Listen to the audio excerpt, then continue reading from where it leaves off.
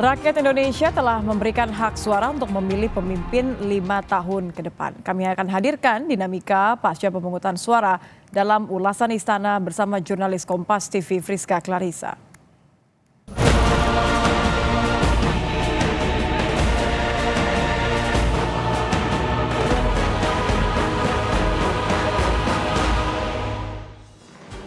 Rakyat Indonesia telah menetapkan hati menentukan pemimpin 5 tahun mendatang.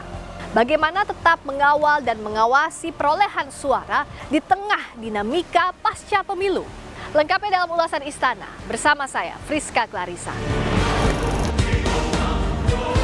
Rakyat Indonesia telah berpartisipasi menyalurkan hak pilih dalam pesta demokrasi. Salah satu yang paling ditunggu, pemilihan presiden.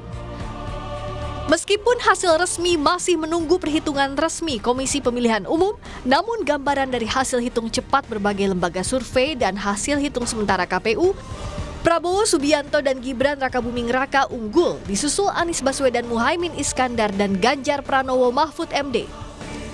Calon Presiden Anies Baswedan menegaskan proses perhitungan belum selesai dan Anies berjanji akan tetap berada di barisan perubahan sambil mengingatkan para pendukungnya perjuangan masih panjang. Bahwa saya akan terus berada di dalam gerakan perubahan ini dan tidak akan bergeser sedikit pun.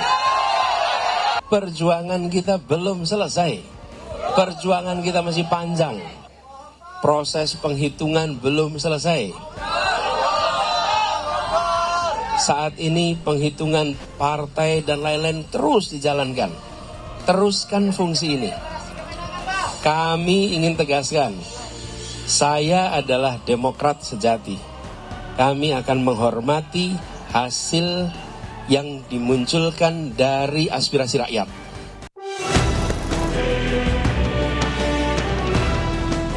Capres Pemilu 2024 Prabowo Subianto bersyukur atas hasil hitung cepat sejumlah lembaga survei yang menempatkannya dan Gibran unggul. Prabowo meminta pendukungnya tidak sombong, tetap rendah hati dengan hasil hitung cepat tersebut. Atas nama tim Prabowo Gibran dan atas nama Koalisi Indonesia Maju, kita bersyukur atas hasil penghitungan cepat yang sudah ada.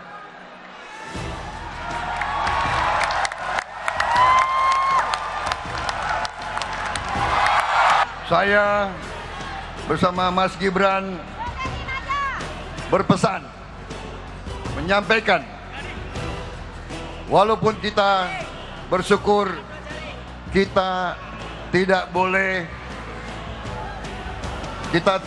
sombong.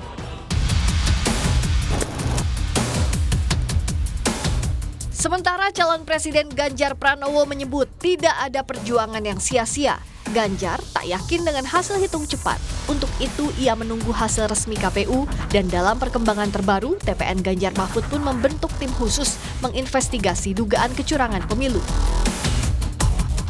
Dari seluruh saksi, dari partai, mereka sekarang lagi bekerja dan tidak ada perjuangan yang sia-sia dan tentu saja semua masih semangat dan kita juga semangat. Tadi saya dikasih informasi dari seluruh Indonesia dari hasil-hasil yang ada dan sekarang lagi diakumulasikan nantinya di partai, wabil khusus yang di PDI Perjuangan, maka kita tunggu saja. Kamu percaya nggak suara saya segitu? Iya. Percaya nggak? Percaya. Pasca Prabowo dan Gibran unggul dari hasil sementara hitung cepat sejumlah lembaga survei, Presiden Joko Widodo menyebut sudah mengucapkan selamat kepada keduanya Rabu malam. Meski demikian, Presiden meminta masyarakat menunggu hasil penghitungan resmi dari KPU.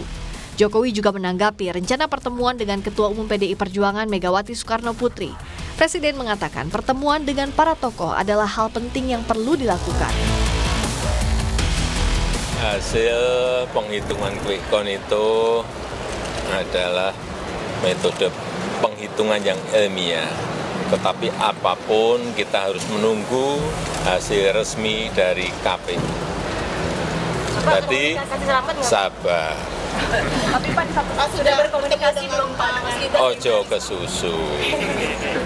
Sabar. Udah kasih selamat belum, Pak? Udah kasih selamat belum ke Pak Prabowo dan Mas Gibran? Udah, selamat gitu. Ketemu langsung udah. Kapan, Pak? Kapan, Pak? Malam. Yang namanya silaturahmi dengan semua tokoh-tokoh bangsa itu sangat baik. Untuk negara ini sangat baik, ya. Pendiri SMRC Saiful Mujani menyebut unggulnya Prabowo Gibran dipengaruhi faktor Jokowi sebagai kunci. Kritik segala macam itu tidak cukup efektif untuk mengalahkan program-program yang dijalankan oleh Pak Jokowi selama ini. Dan kan bukan kata-kata tapi perilaku lebih penting. Pak Jokowi jelas mendukung Prabowo Gibran, dan kemenangan Prabowo Gibran itu sebenarnya adalah kemenangan Pak Jokowi sesungguhnya. Dan pertarungan ini adalah pertarungan Pak Jokowi melawan PDIP, melawan Ibu Mega, sebut begitu, bicara tentang pemilih secara umum, bahwa Pak Jokowi memang sangat populer, sangat disukai oleh masyarakat, karena kalau aspek-aspek yang jadi sasaran kritik itu kan hanya orang tertentu yang secara spesifik memahami soal itu. Betul.